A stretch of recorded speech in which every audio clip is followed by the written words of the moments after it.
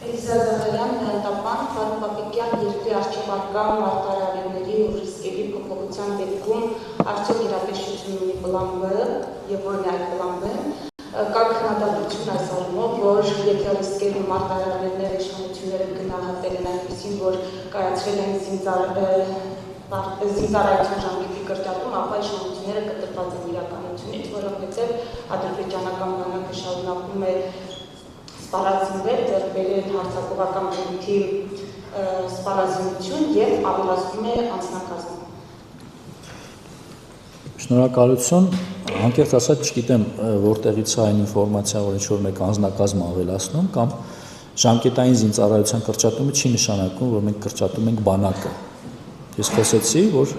բանակի համալրումը շարունակվելու է պայմանագրային սկզբունքով։ Եվ սա նրա մասին է, որ մենք հետևականորեն մեր բանակը դարձնելու ենք պրոֆեսիոնալ։ Ինչ վերաբերում է զենք զինամթերք գնելուն, նախ ես չեմ պատրաստվում որևէ երկրի հետ, այդ թվում նաև Ադրբեջանի հետ,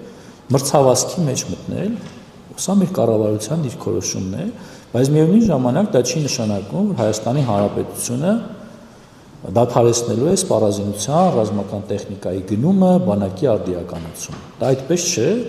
եւ ես խոսեցի այն խոսուն թվերի մասին, որը դրա վառ վկայությունն են։ Ինչ վերաբերում է պլաններին,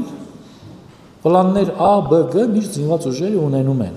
բայց չեմ կարծում, որ հիմա կա ինչ-որ մեր այս պահի քաղաքականության եւ իրականության մեջ դիսոնանս, որտեղ մենք պիտի պլան B կամ պլան G քննարկենք կամ գնահատենք։ Կարծում եմ ամեն ինչ գնում է այնպես, ինչպես եւ մենք կանխատեսում ենք։ Շնորհակալ եմ։